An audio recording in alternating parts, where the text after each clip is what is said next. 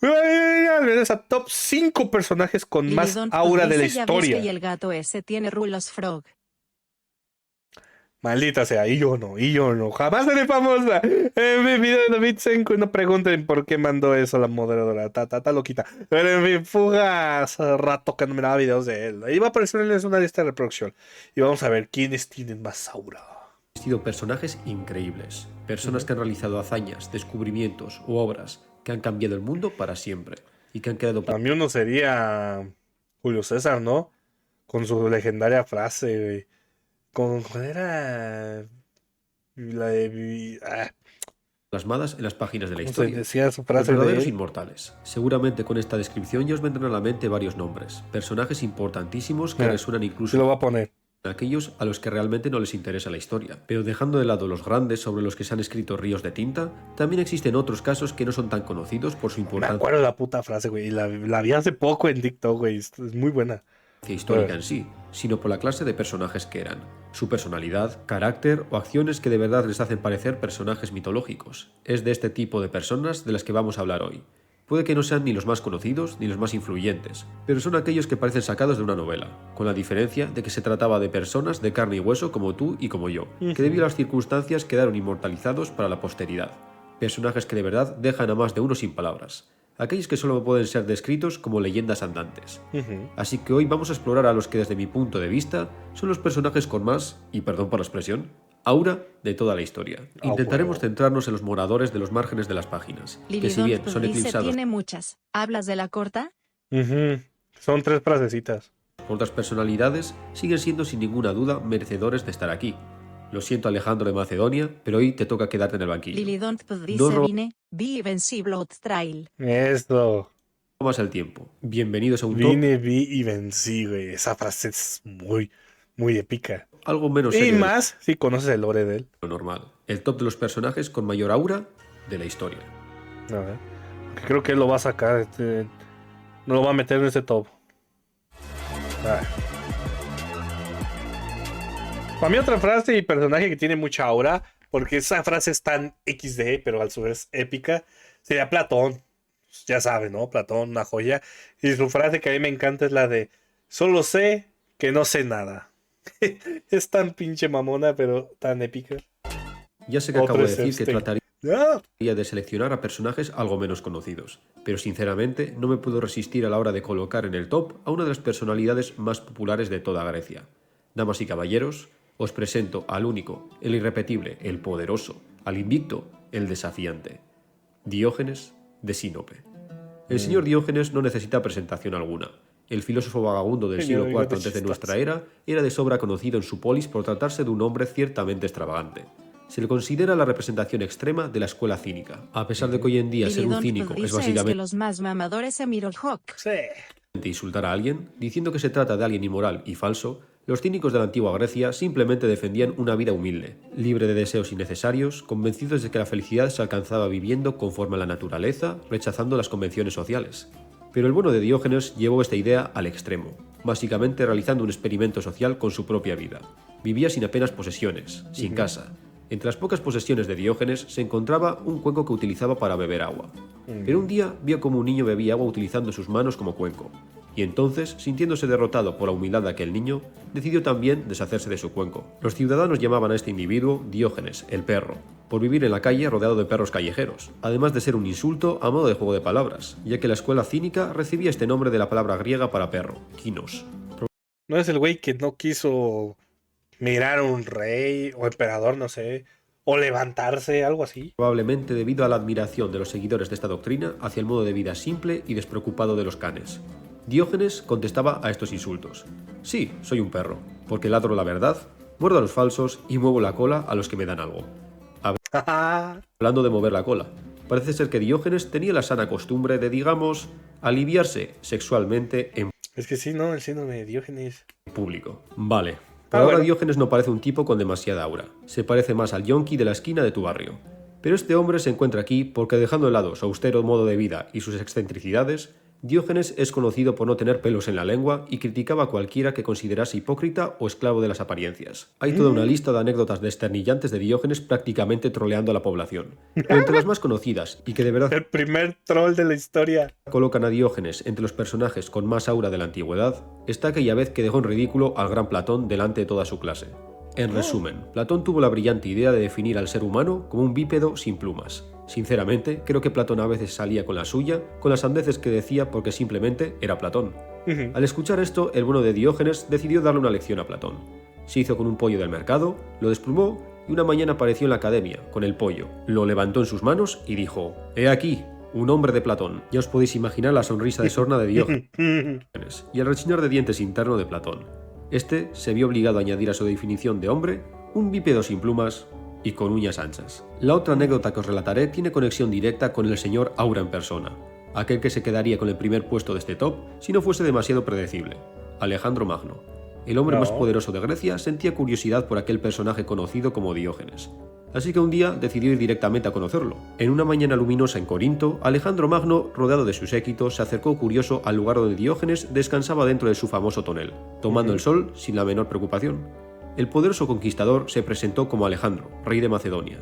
Diógenes ni siquiera arqueó una ceja. Alejandro expresó su admiración hacia el filósofo y le dijo con solemnidad que podía pedirle lo que quisiera. No, sí es este Eloy, que se quitara porque le tapaba el sol. Diógenes apenas levantó la vista. Lo observó como quien mira a una nube pasajera. «¿Lo que sea?», preguntó el filósofo. «Lo que sea», dijo Alejandro. Entonces el cínico respondió con absoluta calma: «Sí, apártate un paso a la derecha, que me tapas el sol».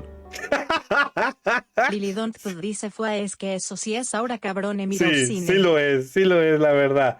Porque, güey, es que, güey, decirle eso a este cabrón, güey, es como si literalmente ahorita viniera, pues yo qué sé, güey, depende de tu país, ¿no? Pero pues, yo que sé, tu presi, alguien a ese nivel, güey, y que, sí, a chingar a su madre.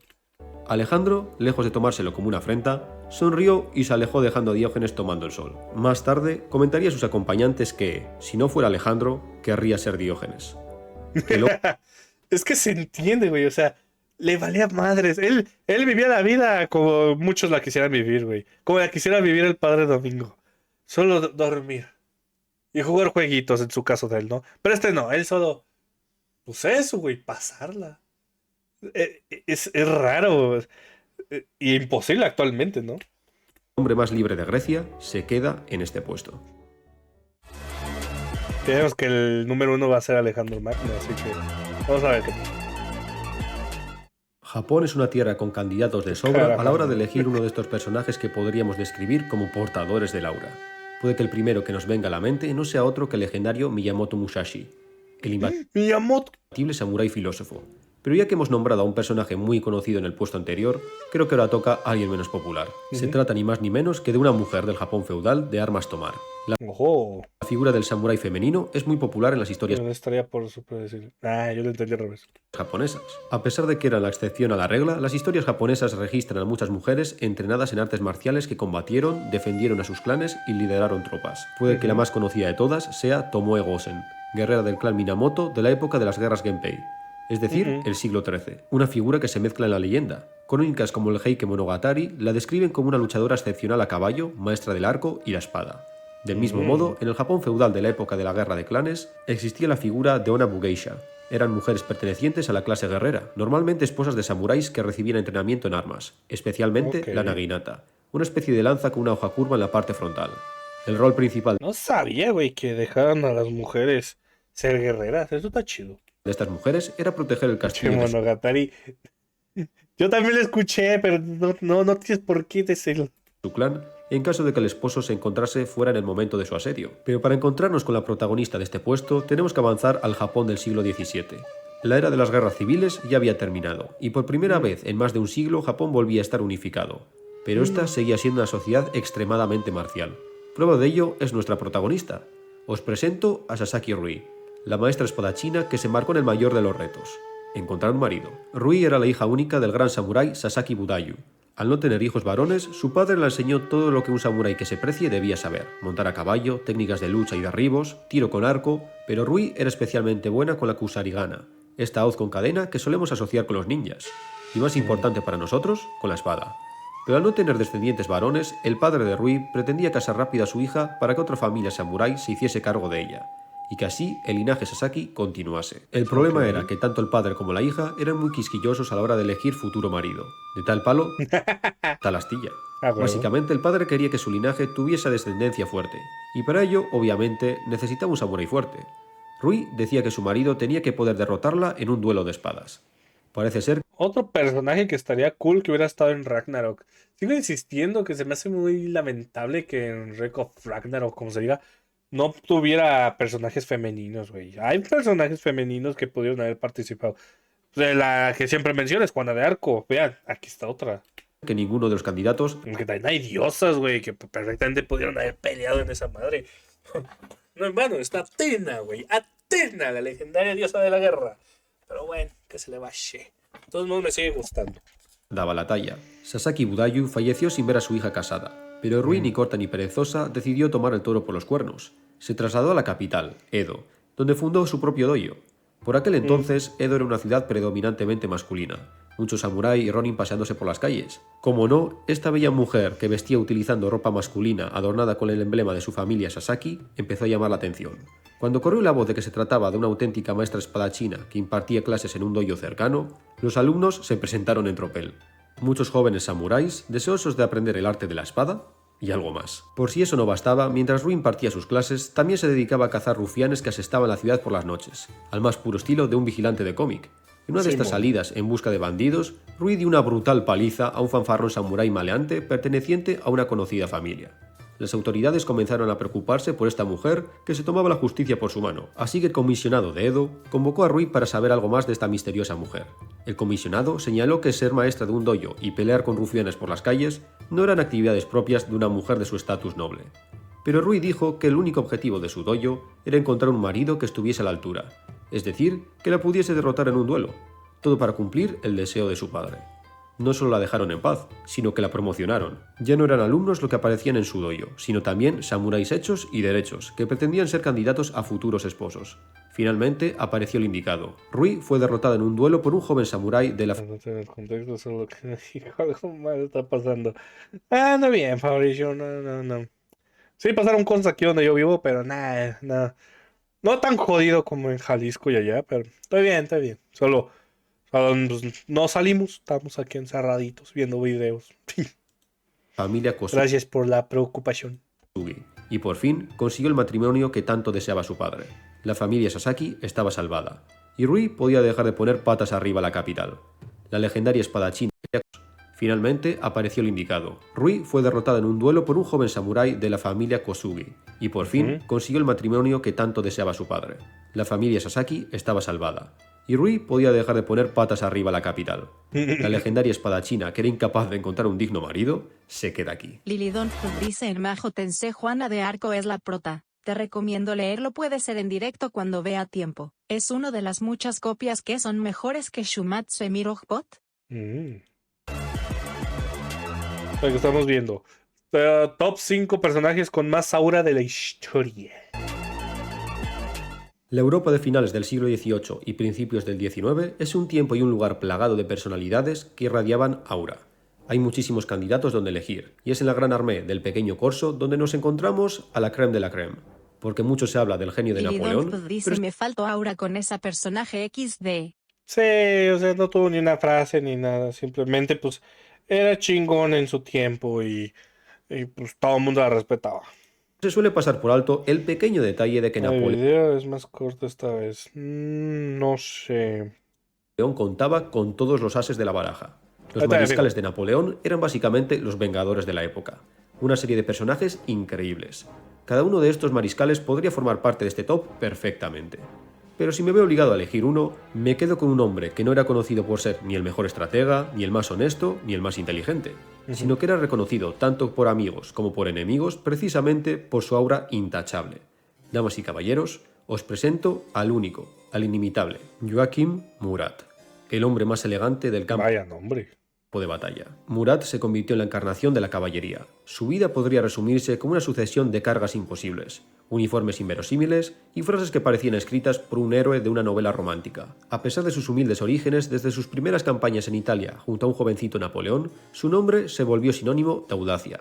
Mientras otros generales analizaban mapas, Murat prefería la acción directa. Como buen líder de caballería, cabalgaba al frente de la formación realizando ataques rápidos como el rayo, que pillaban por sorpresa a los enemigos. Su heroísmo suicida era admirado tanto por los suyos como por sus enemigos. Por poner un ejemplo, los cosacos del Imperio ruso, conocidos de sobra por ser una de las caballerías más eficientes y despiadadas de su tiempo, idolatraban a Murat.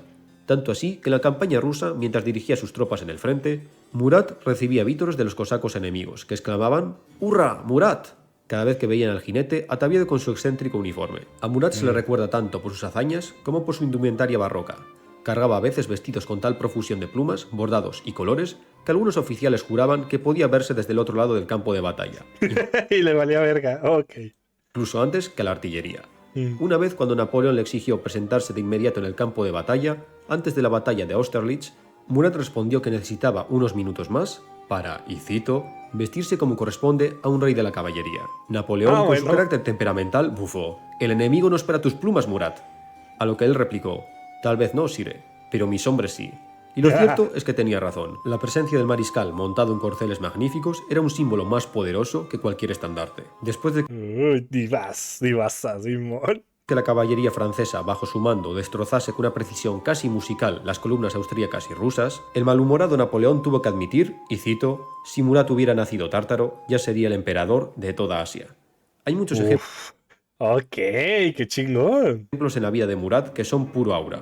Por poner otro, en la campaña de Egipto durante la batalla de Abukir contra los otomanos, Murat barrió la formación turca y consiguió a punta de sable capturar al jeque mameluco Mustafa Pasha. Pero también recibió un tiro de pistola a quemarropa que le atravesó la cara, dañándole la mandíbula. El cirujano de campo consiguió salvar a Murat de la terrible herida. Tras la batalla, Murat escribió una carta a su padre, narrando la batalla y la captura del sultán de Egipto como si fuese algo rutinario, y el tiro de la cara como un rasguño. Pero sí que subrayó a su padre que informase a las bellezas de Europa que el tiro en la cara no le desfiguró, y que a pesar de no ser tan guapo como antes, no será menos atrevido en el amor. Como Huevo. Como no, Murat tenía la fama de ser un mujeriego, hasta el punto de que el mismísimo Napoleón muchas veces le llamaba precisamente eso, el mujeriego. Pero si tuviera que escoger un solo día para explicar quién fue Murat, ese día sería la batalla de Eylau, de 1807. En mitad de una ventisca en lo que hoy en día es Kaliningrado, el ejército francés se encontraba contra las cuerdas. Frente a ellos, un ejército ruso con superioridad numérica y el doble de cañones. La sangría era terrible en ambos bandos. El centro del ejército dice es que ahora con esa cicatriz me deja así en Hirogamiti. napoleónico estaba al borde de colapso. Napoleón por primera vez notaba la guerra de una gran derrota inevitable. En su desesperación, Napoleón buscó con la mirada a Murat. Joaquín Murat, el rey de la caballería, envuelto en sus mejores galas, cabalgó hacia el emperador y esperó la orden. Napoleón ordenó: «Ve, Murat, sálvame el día».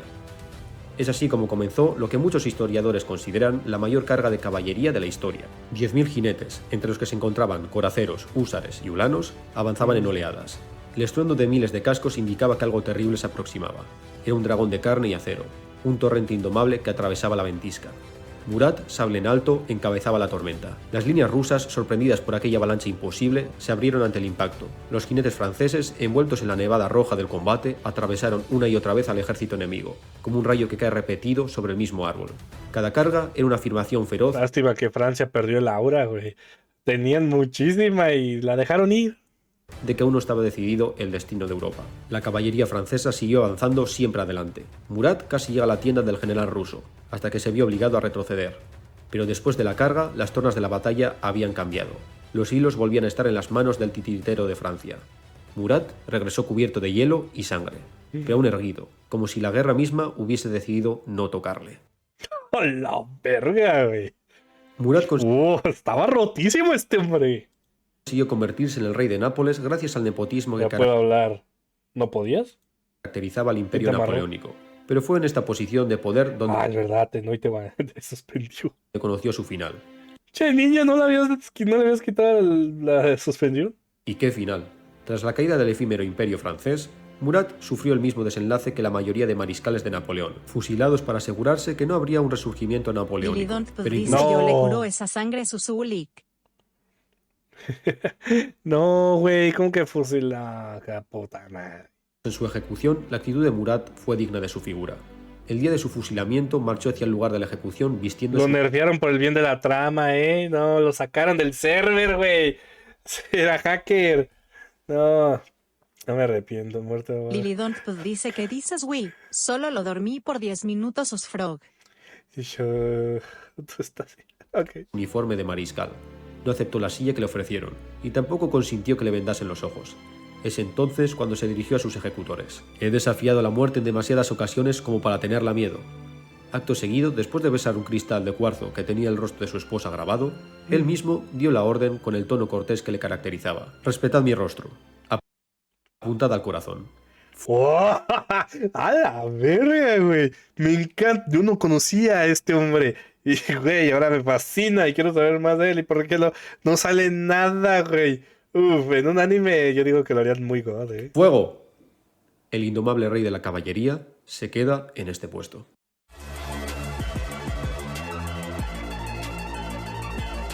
El personaje que El nos mandado acaba de volver. No, tú hubieras dicho que esta mamona te baneó un chingo y para también dormirla. encontramos aquí parece sacado directamente de una historia de fantasía oscura.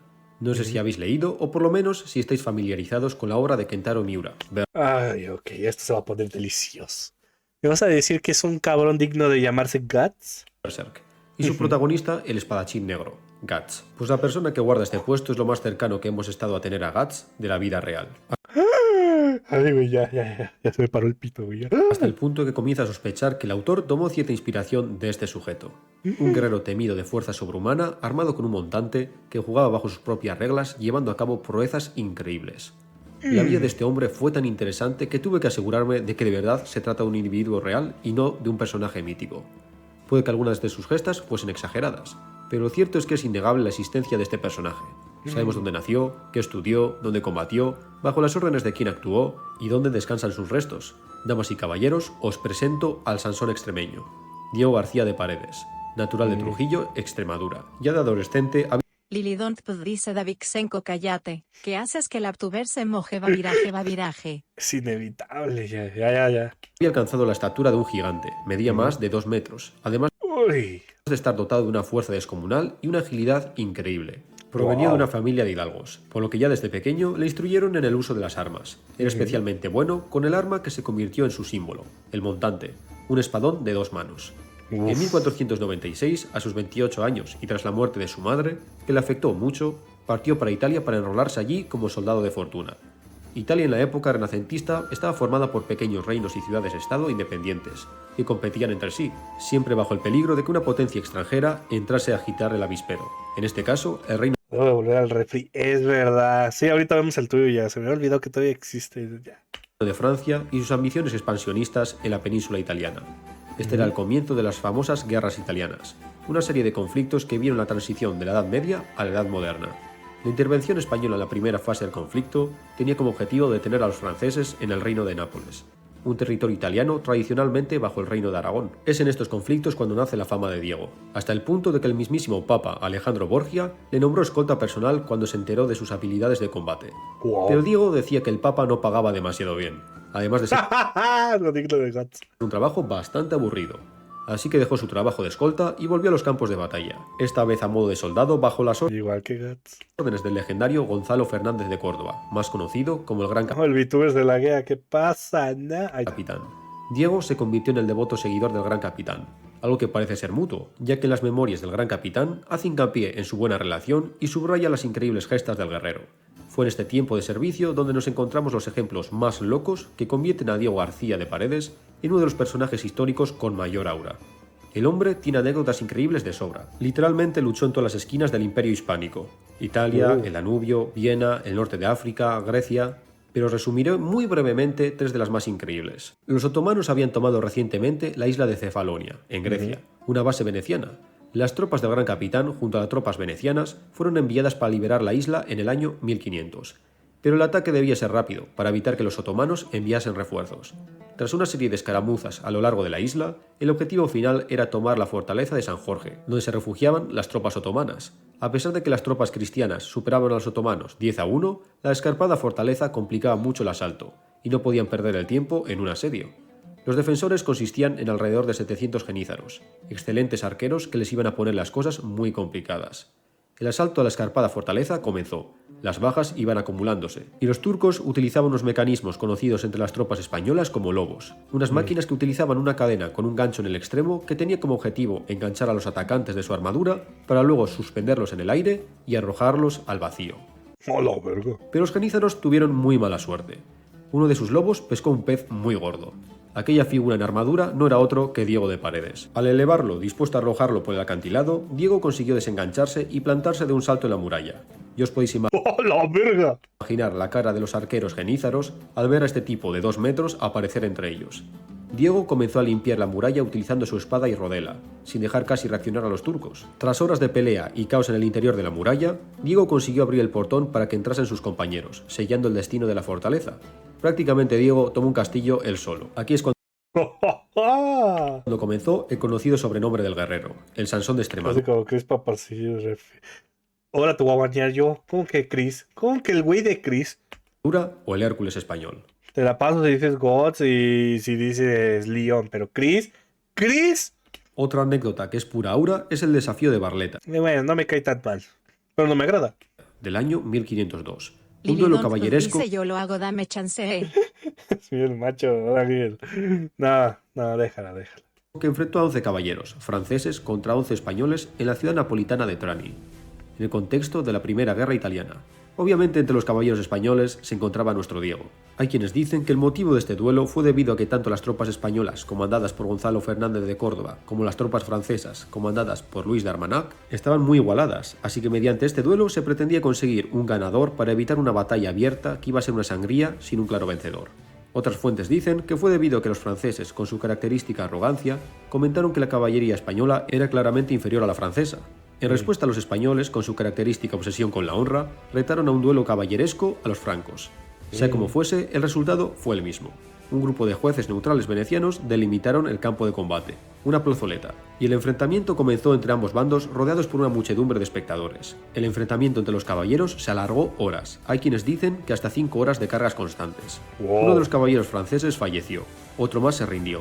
El resto de caballeros franceses heridos se atrincheraron en una esquina de la plaza detrás de sus caballos que yacían muertos, para evitar las cargas de los caballeros españoles. El bando español no estaba en mejores condiciones, muchos de ellos heridos, y los caballos agotados, negándose a acometer a los atrincherados franceses. Viendo el panorama, tanto franceses como españoles parecían querer detener la disputa, pero Diego solo concebía la victoria absoluta. Desmontó de su caballo agotado y dijo que de aquel lugar los había de sacar la muerte de los unos o de los otros. Como ya andaba desarmado, el extremeño cogió las enormes piedras que delimitaban el campo de batalla y comenzó a lanzárselas a los franceses, quienes comenzaron a huir despavoridos. Pero a pesar de este espectáculo, los jueces venecianos sentenciaron un empate. Pero la gesta Nah. más legendaria de Diego no fue otra que el puente sobre el río Garellano, en el año 1503. Se iba a dar Lili Es la Don gracia. dice es que al fin un digo bueno Emirogbot. Sí. La gran Servanía por 4 y solo falta Leo, pero son mucha gente. No, o sea, Leos. Tanto en YouTube como en Twitch tiene un montón. una gran batalla entre las tropas españolas y las francesas, separadas por el río, pero ninguna quería ser la primera en cruzar. Así que el gran capitán ordenó a los hispanos simular una retirada, para tentar a los franceses a cruzar y así poder luchar en campo abierto. Pero parece ser que Diego no escuchó la parte de simular, porque se tomó la orden de retirada como una afrenta a su honor. En un arrebato de los suyos, que era bien conocido por sus semejantes, Diego abandonó la formación y se dirigió solo al único puente que cruzaba el río. La figura acorazada avanzaba en solitario por ese puente de madera que crujía bajo sus pies, blandiendo su montante. En la margen opuesta, los 500 franceses le observaron con incredulidad. «Venid uno por uno, o todos juntos si tenéis prisa», rugió. Los franceses Igual que el capítulo de Gods versus 100 hombres. y sus aliados italianos no dudaron en atacar a aquel hombre solitario. Pero había un problema. El puente era estrecho. A lo sumo solo podrían atacarle de 2 en 2 sin herirse los unos a los otros. Diego, plantado en mitad del puente, lo había planeado todo al milímetro. Su montante de 2 metros comenzó a hacer su trabajo. Una muralla de tajos. Las picas y alabardas enemigas se partían. Y si uno se acercaba más de la cuenta, probaba el acero del guerrero de primera mano. Diego no solo mantenía a raya a los atacantes, sino que estaban retrocediendo bajo la presión de ese ejército de un solo hombre. Los compañeros de Diego, al ver que el guerrero tarde o temprano iba a cruzar al otro lado del puente y entonces estaría en serios problemas al estar rodeado de enemigos, acudieron en su ayuda. Así se dio una escaramuza que, debido a la superioridad numérica francesa, terminó los compañeros de armas de Diego prácticamente arrastrándole de vuelta a la formación. Como no, el gran capitán, que ya debía de estar acostumbrado a estos arrebatos de honor antes que victoria, lo amonestó, pero al ver la masacre que hizo Diego en ese puente, tampoco fue muy duro con él. Diego García de A huevo. Paredes murió en Pero con Leo le da cosa, me ayudó mucho cuando era Ethan. 1533. Irónicamente, a pesar No entendí ese mensaje. de haberse enfrentado a la muerte en innumerables batallas, conoció su fin al caerse de su caballo mientras jugaba con unos niños. La No mames. muerte del gigante, así como la de otros contemporáneos suyos, marca para muchos el final de toda una era en Europa. La era del caballero que había dominado los campos de batalla por 500 años había acabado. Las leyendas de brillante armadura podían finalmente descansar en paz. Joya. Joya.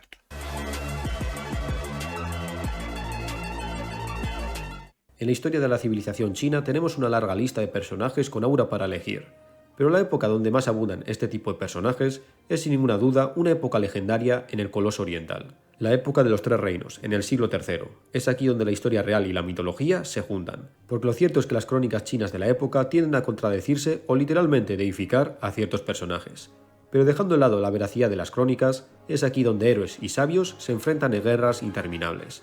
En esta era caótica es cuando surge la figura de Zhuge Liang, el estratega que parecía mover ejércitos como si fueran pinceladas sobre un rollo de seda. Liang fue el principal estratega del reino Shu. El hombre no solo era un estratega militar experto, sino que también sobresalía en literatura, ingeniería y economía. Es decir, que el tipo era un crack en todo lo que se proponía. Seguramente habéis visto alguna ilustración de este genio. Normalmente es representado como un joven apuesto, vestido con una túnica y constantemente abanicándose con su abanico de plumas de grulla, mientras posa con una mueca tranquila pero orgullosa. Es precisamente su naturaleza tranquila pero implacable lo que le dio su famoso apodo, Wulong, es decir, dragón dormido. Entre todas las hazañas que se le atribuyen, yo solo voy a elegir una. ¿Dices que tenía que ser un coreano Emirogbot? Pero se trata de un evento tan espectacular que eleva a este general de la antigua China al Olimpo de personajes históricos con aura. Una maniobra que de verdad hace dudar a un servidor si se trataba de una leyenda o de un personaje real. Una operación en la que no movió un solo soldado para derrotar a todo un ejército. Básicamente, porque no tenía ningún soldado. El suceso se sitúa durante una de las campañas en las que Liang, regente del reino de Shu en aquella época, debía sostener la defensa de sus fronteras frente al temible general Sima Yi, un rival astuto y tenaz. Lamentablemente Liang había ordenado a sus tropas ir en busca de provisiones, pensando que Sima Yi todavía no se habría percatado de su presencia. Pero una mañana, un gran ejército de decenas de miles de soldados, dirigido por su caudillo rival, se presentó frente a las puertas de la ciudad. Liang solo contaba con apenas un puñado de oficiales, sin tropas suficientes para resistir ni una hora contra el ejército enemigo si se disponía a tomar la ciudad por asalto. La cosa no pintaba bien. A cualquier otro estratega le habría temblado el pulso. Pero este estratega en concreto no se encuentra en este top por casualidad. Para él, la adversidad era un lienzo vacío donde podía pintar una nueva victoria. Seguramente los atacantes esperaban ver los defensores corriendo como locos por las murallas, preparándose para el inevitable asalto. Pero en lugar de eso, encontraron una muralla completamente vacía, sin un sonido de voces o tambores, como una ciudad fantasma. Es entonces cuando las colosales puertas de la ciudad se abrieron de par en par. Al otro lado de la puerta, una larga calle completamente vacía, como si toda población hubiese desaparecido. El nerviosismo comenzó a expandirse entre las líneas de Sima Yi. ¿Acaso Zhuge Liang había evacuado toda la ciudad antes de su llegada? Eso sería imposible. Los exploradores del ejército se habrían percatado de semejante multitud moviéndose por los caminos. El orgulloso caudillo estaba confundido, pero su confusión no hizo más que aumentar cuando una solitaria figura apareció en la muralla sobre la puerta de la ciudad. El silencio en la explanada era total, pero un sonido comenzó a llegar a los oídos del ejército invasor. Una tenue melodía musical que provenía de aquella persona de la muralla. Esto es digno de un anime, ¿eh? O del inicio de un de una película o de un videojuego. El chino miedoso y el chino se rindió a la noche y por eso es muy inteligente. Esa persona estaba sentada tranquilamente en la muralla, tocando un liu qi, un instrumento de cuerda similar a un laúd. Todo estaba claro ahora. Aquella persona de túnica blanca impoluta no era otra que el gran Zhuge Liang. Lo que antes era nerviosismo comenzó a convertirse en horror. La fama del estratega era de sobra conocida. Los rumores se expandían como la pólvora entre las filas. El dragón dormido en persona les daba la bienvenida. Las hipótesis comenzaron a volar, pero claramente todos coincidían. Era una trampa. Viendo la agitación de las tropas, los generales de Sima Yi clamaron por atacar. Pero Sima Yi conocía a Su Liang. Conocía su mente, sus trampas, su capacidad de prever lo imprevisible. Ante la visión del estratega sentado en completa calma, sonriendo sin temor alguno, no podía sino sentir un terrible escalofrío bajándole por la columna vertebral. Entre las crónicas populares se cuenta que mientras Sima Yi observaba dudoso, un oficial suyo murmuró: ¿no será esto solo una treta desesperada? A lo que Sima Yi respondió: cuando el dragón dormido está calmado, yo desconfío. Cuando el dragón dormido sonríe, yo huyo. Y efectivamente, huyó.